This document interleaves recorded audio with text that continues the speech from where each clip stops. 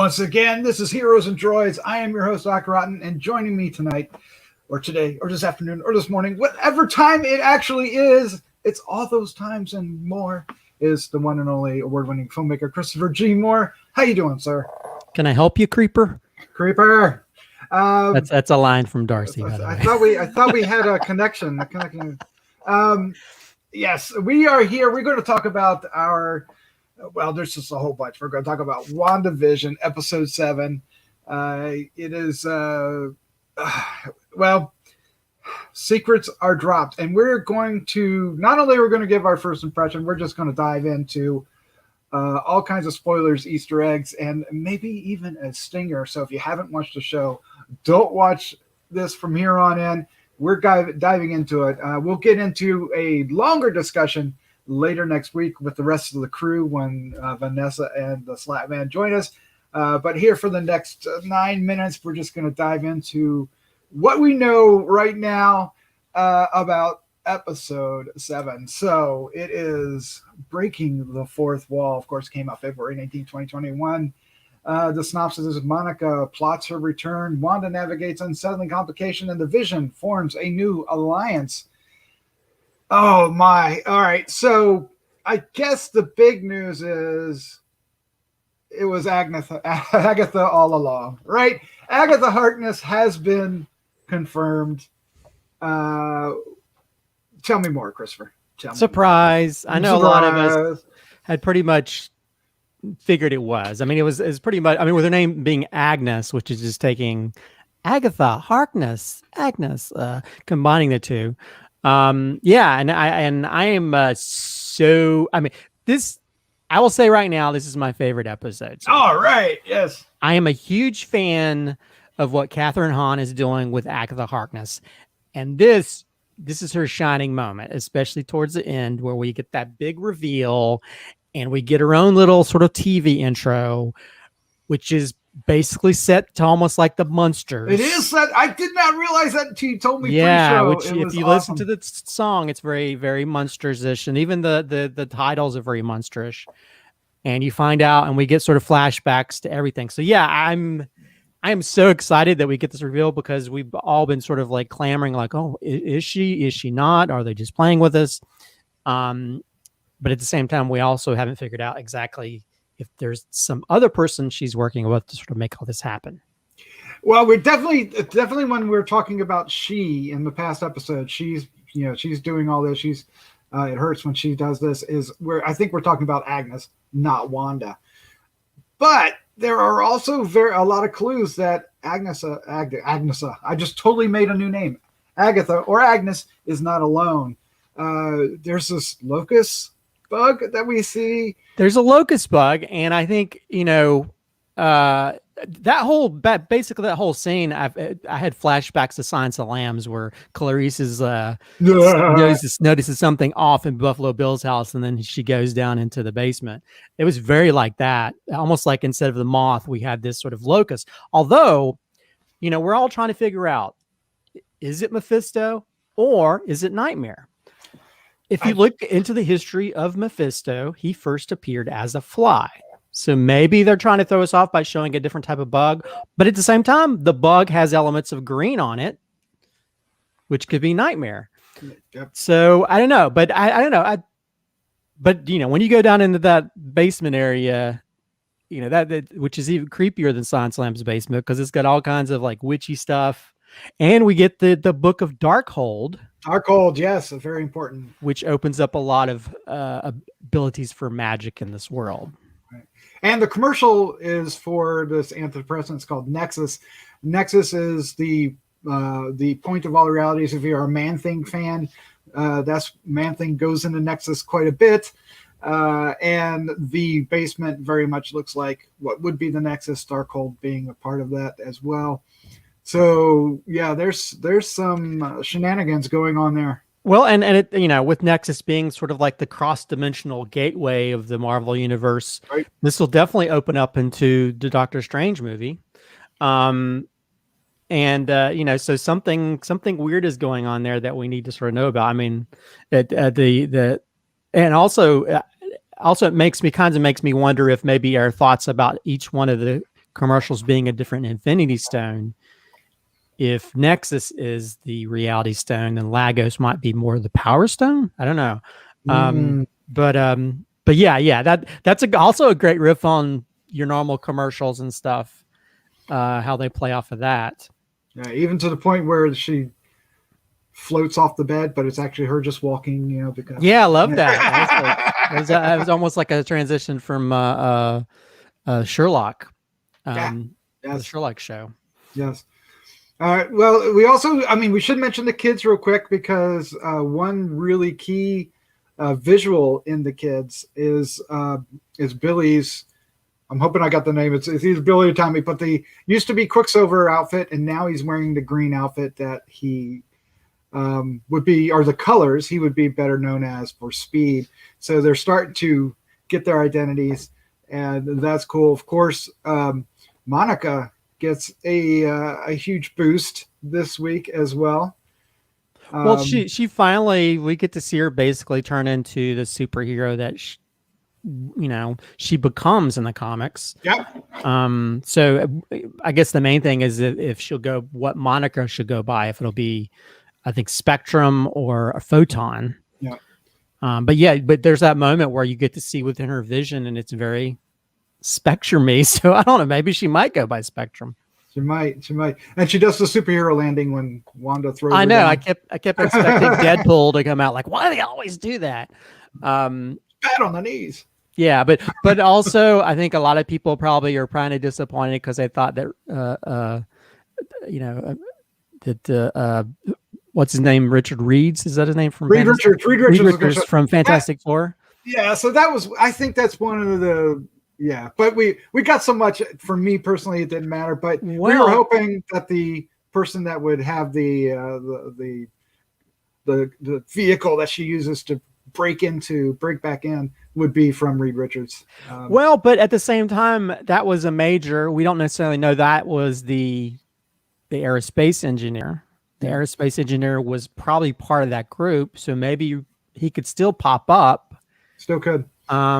And if you notice those sword uniforms like they're wearing, they're very Fantastic Four-ish. They are.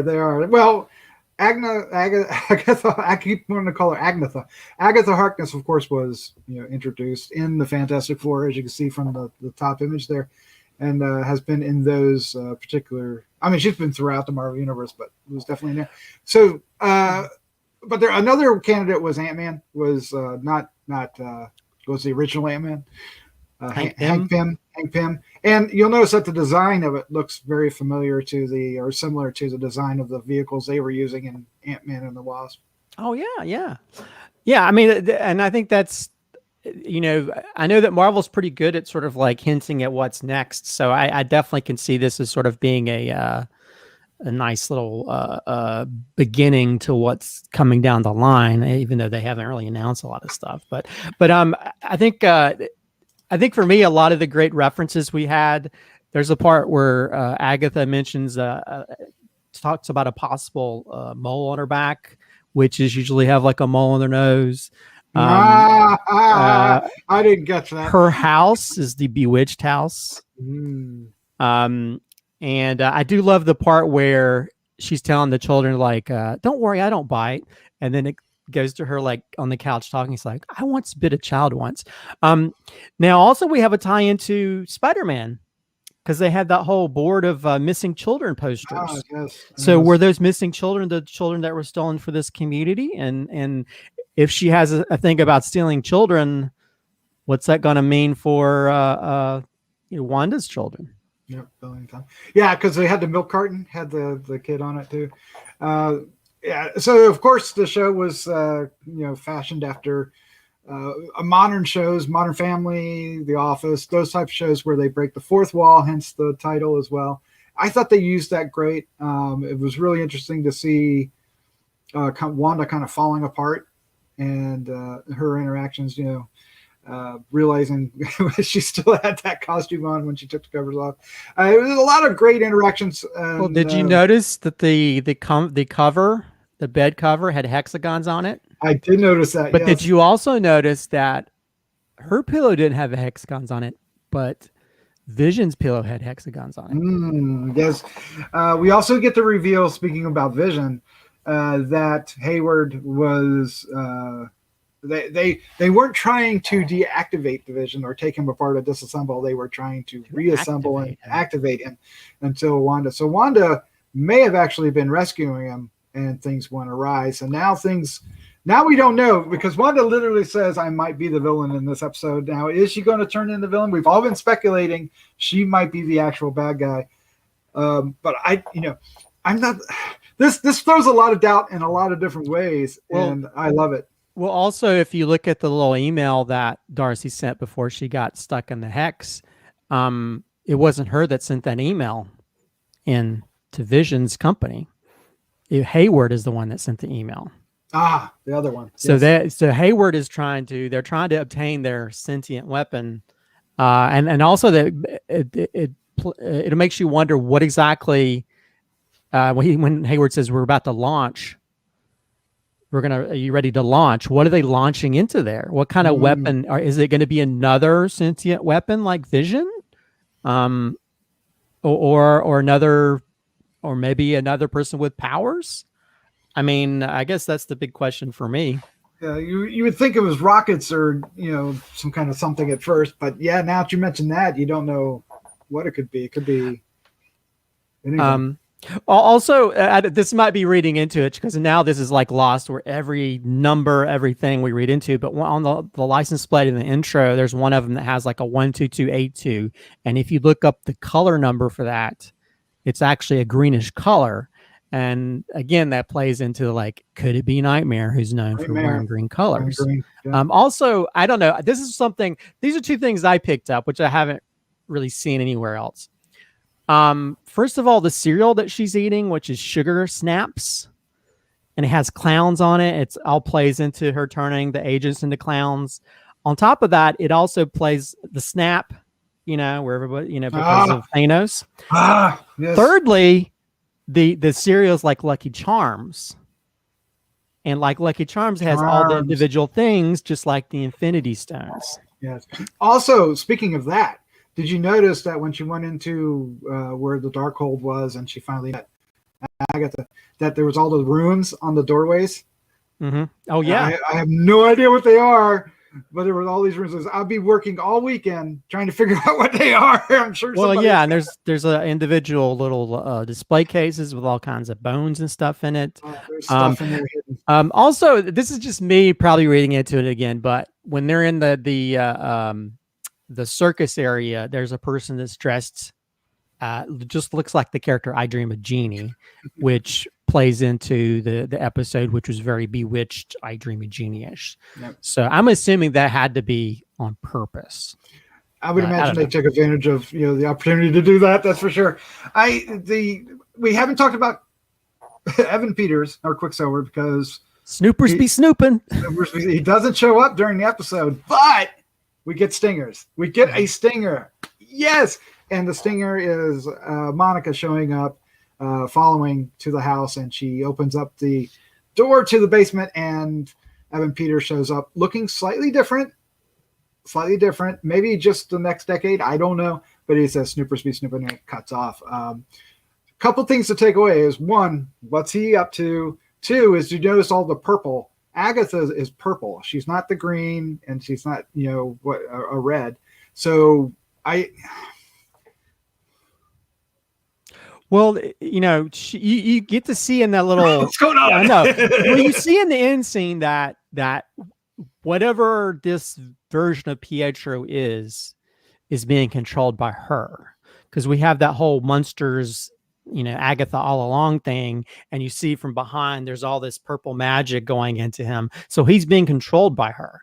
But as to what exactly he is in this universe, did she pull him out of some other maybe she pulled him from the cross-dimensional gateway, or maybe she's trying to use Wanda to open the gateway? I don't know, but somehow he's controlling her. So I don't know if he's like a normal person in this community, or if he's connected to her. I know that she talks about Senior Scratchy. Scratch is actually the name of her son, I think.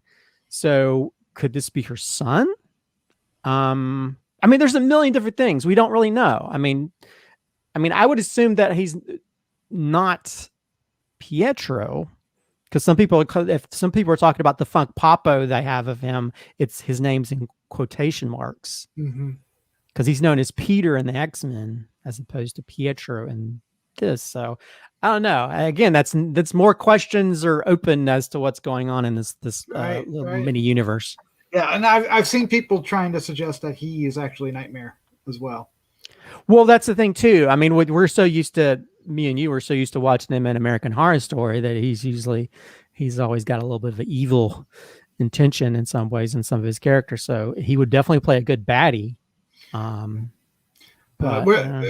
It's all up in the air. It's all possible. I'm so happy that they revealed for certain that it was Agatha Harkness. I just wanted that as soon as we could. And you know, just it was a good feeling when she comes around the corner and goes, "Finally to meet you." Yeah. Yeah. I mean, just finally seeing her in a sort of full evil mode. Although I've heard that she's supposed to be a little bit nicer in some of the comics, but she's not necessarily evil. Well, she did kill the dog. She killed Sparky. Which is I you know what? This episode I haven't laughed as much in any of the episodes as I did this episode. That closing thing I laughed out loud because just Catherine Hahn's facial expressions. You know, she's like, "Oops, did I do that?" type of look. Every time she did that, I was laughing my ass off. And then that end thing, she's like, "Oh, by the way, I killed Sparky." And then she cackles. Oh my God. That in the Darcy and Vision scenes. Darcy, I'm falling in love with Kat Jennings in this set. Nice. But her dialogue where she's like, "Oh, I'm notoriously self-involved." All these great pieces of dialogue she said. But yeah, I love this episode so much. All right, so there's a lot to speculate. We're going to be digging into it all weekend. We're going to be bringing our thoughts, our formulated thoughts on the show next week when Slapman and Vanessa are able to join us, and we'll get into all the sort of details.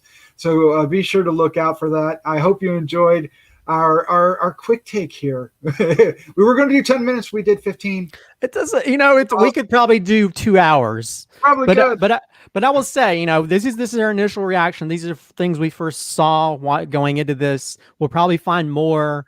And if you have any like Easter eggs or any things that you caught that we missed, what are your theories on things? Let us know in the comments, and maybe we'll mention some of the stuff you brought up when we do our full length review next week. Absolutely.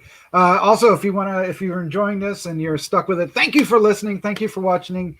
If you want to help out, hit the subscribe button or share with a friend. We'd love that if you could. It would do a lot for us.